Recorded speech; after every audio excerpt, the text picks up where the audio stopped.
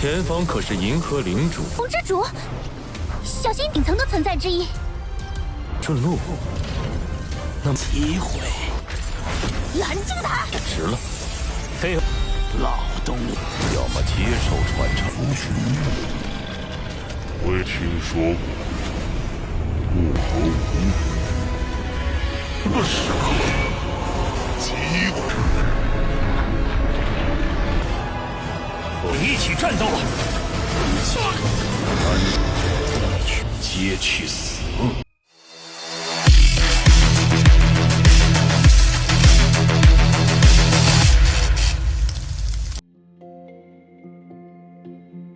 ！Halo semuanya, selamat datang di Ruang Sinema. Bagaimana kabar kalian semua? Semoga selalu sehat dan baik-baik saja.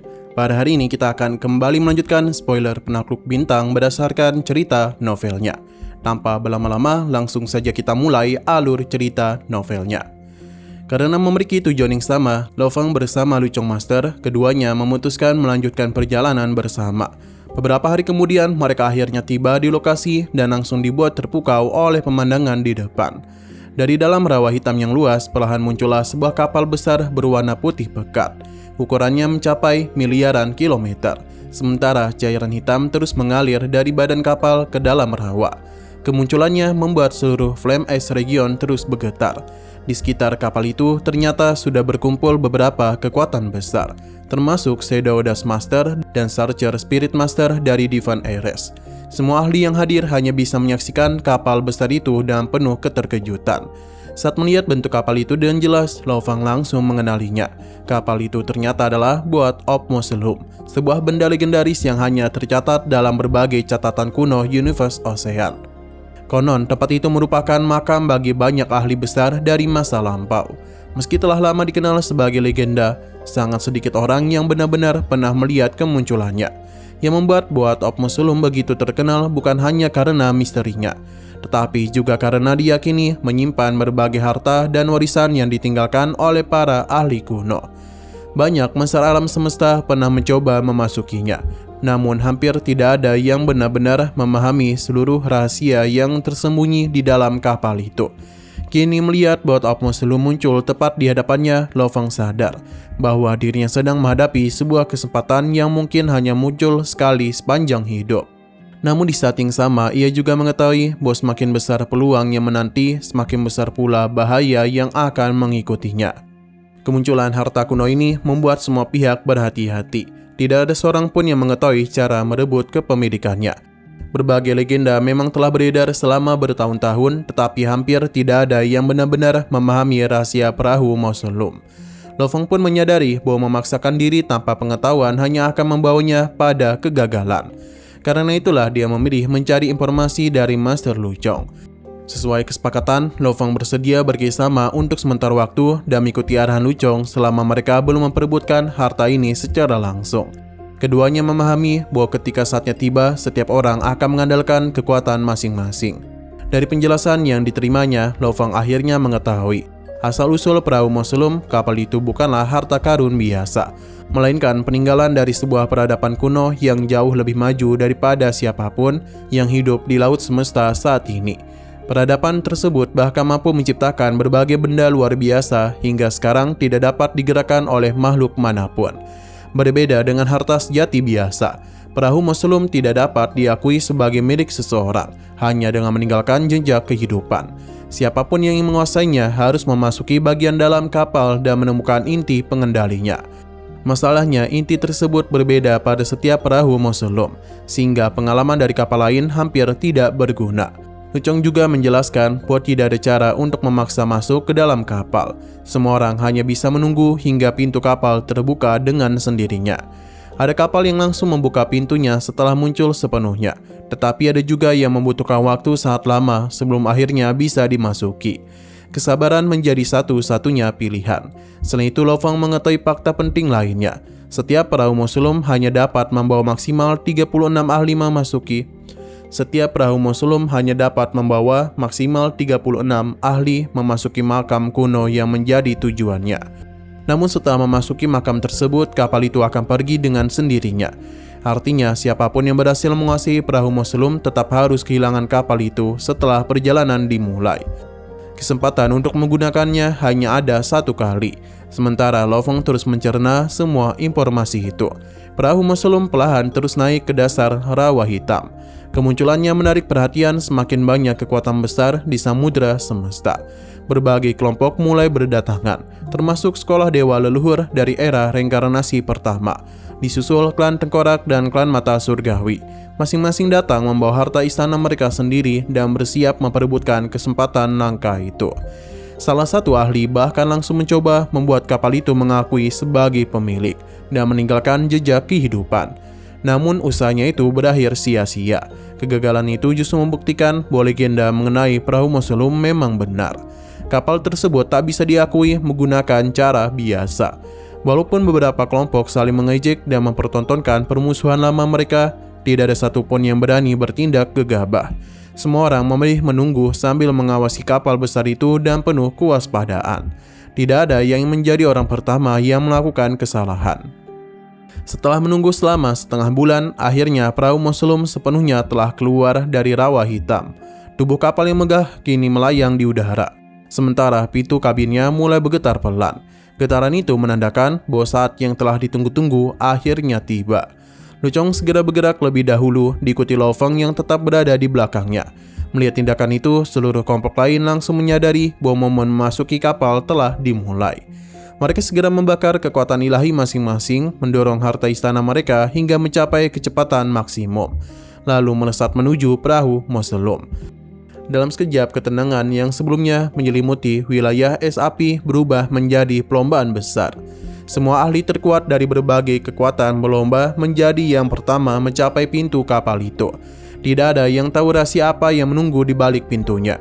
Tapi semua orang yakin bahwa siapapun yang berhasil menguasai kesempatan ini akan melangkah lebih dekat menuju harta tersebut. Perahu Moselum akhirnya memperlihatkan pintu masuknya. Setelah seluruh badan kapal kuno itu berhasil keluar dari rawa hitam, sebuah gerbang besar perlahan terbuka di salah satu sisinya, memperlihatkan lorong gelap yang mengarah ke bagian dalam kapal. Momen yang telah lama dinanti langsung memicu pergerakan seluruh kekuatan besar yang berkumpul di sekitar kapal. Tanpa membuang waktu, mereka mengubah arah dan terbang melesat secepat mungkin menuju pintu masuk. Akan memiliki peluang lebih besar untuk menemukan kendali inti perahu Moselum. Namun sebelum ada yang berhasil mencapai pintu, para ahli terkuat justru sepakat menjadikan Lucong sebagai target pertama. Di mata mereka, dialah ancaman terbesar. Selain memiliki kekuatan luar biasa, ia juga merupakan sosok yang paling memahami rahasia perahu Moselum. Jika dibiarkan masuk tanpa hambatan, kemungkinan besar seluruh harta itu akan jatuh ke tangannya. Serangan dahsyat pun datang dari segala arah. Energi berbentuk golok besar, badai kupu-kupu beracun, hingga berbagai teknik penghancur ruang hampa dilepaskan secara bersamaan untuk menghentikan langkah Lucong. Di tengah gempuran itu, ia tidak memilih bertahan secara pasif. Ia langsung mengaktifkan harta karun tertingginya dan berubah menjadi wujud asli serangga rusa. Seekor monster besar bersisik hitam dengan ratusan kaki tajam dan ekor panjang. Itu dipenuhi cahaya kebiruan. Kehadirannya langsung mengguncang ruang hampa. Raungan mengerikan yang dikeluarkannya menyebar ke segala arah, menghancurkan berbagai serangan yang mengepungnya. Gelombang suara itu begitu kuat hingga mampu merobek teknik-teknik para penguasa alam semesta dalam sekejap. Meski demikian, jumlah lawannya terlalu banyak. Klan Mata Dewa, klan Tengkorak, dan sekolah dewa leluhur terus menyerangnya tanpa henti, membuat kecepatannya mulai berkurang. Sementara seluruh perhatian musuh tertuju kepada Lucong, Lo Feng justru memperoleh keuntungan. Hampir tidak ada yang benar-benar berusaha menghentikannya. Beberapa pihak sempat mencoba membujuknya agar ikut menyerang Lucong demi mencegahnya menjadi orang pertama yang menguasai perahu Moselum. Namun Lo Feng sama sekali tidak tertarik. Ia memahami bahwa jika Lucong berhasil dihentikan, maka dirinya tetap harus menghadapi 3 kekuatan besar sekaligus. Sebaliknya, dengan tetap mengikuti Lucong, perhatian musuh akan terus berfokus kepada sosok itu, sehingga peluang Lo Feng untuk mendapatkan keuntungan justru semakin besar. Di tengah hujan serangan, Lo Feng terus mempertahankan kecepatannya. Saat Lucong melambat akibat serangan bertubi-tubi, Lo Feng berhasil melesat melewati dan menjadi orang pertama yang mencapai pintu masuk perahu Moselum. Sesaat kemudian, Lucong berhasil menerobos kepungan, sementara para pengejarnya terus membuntuti dari belakang. Begitu memasuki kapal, semua orang langsung dikejutkan oleh pemandangan di dalamnya. Tidak ada jebakan ataupun monster penjaga yang seperti mereka bayangkan. Yang terbentang di hadapan mereka hanyalah sebuah aula besar dengan diameter puluhan juta kilometer. Lantainya begitu halus, sementara di sekeliling ruangnya terdapat banyak lorong yang mengarah ke berbagai sisi. Tidak ada petunjuk sedikit pun mengenai jalan mana yang menuju kendali inti kapal. Kebingungan langsung melanda hampir semua orang. Memilih ruang yang salah berarti kehilangan waktu yang sangat berharga. Dan kehilangan waktu berarti kehilangan kesempatan merebut kendali perahu Moselum. Berbeda dengan yang lain, Lu Chong tampak sudah mengetahui jalurnya. Tanpa ragu dia itu langsung memilih salah satu lorong. Sementara Lo Fong memutuskan untuk mengikutinya. Keputusan itu segera disadari oleh para ahli lain. Mereka pun ikut mengejar, karena yakin bahwa satu-satunya petunjuk terbaik berasal dari Lu Chong. Perburuan kini berpindah ke lorong sempit di dalam kapal kuno. Keenam penguasa alam semesta itu saling kejar dengan kecepatan luar biasa, sambil terus melancarkan serangan dari arah belakang. Meski Lo Fong ikut menjadi sasaran, tekanan terbesar tetap ditujukan kepada Lu Chong. Lo Fong menyadari bahwa dirinya hanya dimanfaatkan sebagai pengganggu tambahan agar perhatian para pengejar semakin terbagi. Namun dia juga tahu bahwa situasi seperti inilah yang justru memberikannya peluang terbesar. Perlombaan itu terus berlanjut hingga akhirnya Lu Chong tiba-tiba menghantam salah satu dinding lorong menggunakan tanduknya.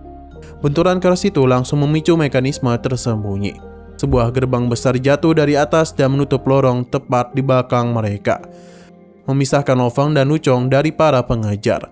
Keempat ahli yang tertinggal hanya bisa menghentikan langkah mereka di depan gerbang yang tidak dapat dihancurkan. Mereka segera menyadari bahwa Lu Chong memang telah memahami sebagian rahasia tata letak perahu Moselum. Menyesali keterlambatan mereka tidak ada gunanya lagi. Satu-satunya pilihan adalah mencari jalur lain menuju ruang inti sebelum semuanya terlambat. Di sisi lain, Lo Fong dan Lu Chong terus melaju tanpa gangguan. Dalam perjalanan itu, Lu Chong akhirnya mengungkapkan alasan sebenarnya mengapa ia mengajak Lo Fong bekerjasama sejak awal. Bukan karena kepercayaan sepenuhnya, melainkan agar jumlah musuh yang harus dihadapinya berkurang dan perhatian lawan terbagi. Setelah para pengejar berhasil disingkirkan sementara, kerjasama itu pada dasarnya telah berakhir. Meski demikian, Lu Chong tidaklah menunjukkan niat untuk menghabisi Lo Fong. Baginya, berburu harta karun adalah bagian dari petualangan panjang yang telah dijalaninya selama era yang tak terhitung jumlahnya. Menang maupun kalah hanyalah bagian dari perjalanan. Ia berhenti di depan sebuah area yang diyakini sebagai ruang inti perahu Moselum. Di sanalah kendali utama kapal kuno itu diyakini berada. Kini tidak ada lagi sekutu ataupun musuh bersama. Hanya Lo Fong dan Lu Chong yang berdiri di ambang ruang inti, bersiap mempertaruhkan segalanya demi memperebutkan kendali perahu Moselum dan juga warisan kuno yang bersembunyi di dalamnya. Tanpa membuang waktu, keduanya langsung menyelidiki setiap sudut ruangan. Berbeda dengan Lu Chong yang mencari berdasarkan pengetahuan yang dimilikinya, Lo Fong memilih cara yang lebih sederhana. Ia menyebarkan kekuatan sucinya ke seluruh ruangan dan mencoba meninggalkan jejak kehidupan pada setiap benda yang ada. Berharap salah satunya merupakan kendali inti kapal tersebut. Sayangnya usaha itu tidak membuahkan hasil. Lu Chong menjelaskan bahwa perahu Moselum tidak bisa dikuasai dengan cara biasa. Untuk mengendalikan kapal ini, seseorang harus menemukan kendali inti dan menyelesaikan proses pengakuan pemiliknya. Inilah alasan mengapa sejak awal ia berusaha menjadi yang pertama memasuki ruang kendali, karena dia yakin semua rahasia berada di tempat itu. Namun sesuatu yang tidak pernah diduga justru terjadi. Setelah memeriksa seluruh ruangan dengan teliti, kendali inti yang seharusnya berada di sana sama sekali tidak ditemukan. Kepercayaan dirinya perlahan berubah menjadi kebingungan. Seluruh informasi yang dia kumpulkan selama bertahun-tahun seolah tidak berlaku pada perahu Moselum yang satu ini. Lo Fong yang melihat perubahan ekspresi itu langsung menyadari bahwa bahkan Lu Chong pun telah kehilangan arah. Ia mulai menduga bahwa kapal kuno ini memang berbeda dari perahu Moselum lain yang pernah ditemukan sebelumnya. Tidak lama kemudian, 4 penguasa alam semesta lainnya berhasil memasuki ruang kendali melalui jalur yang berbeda.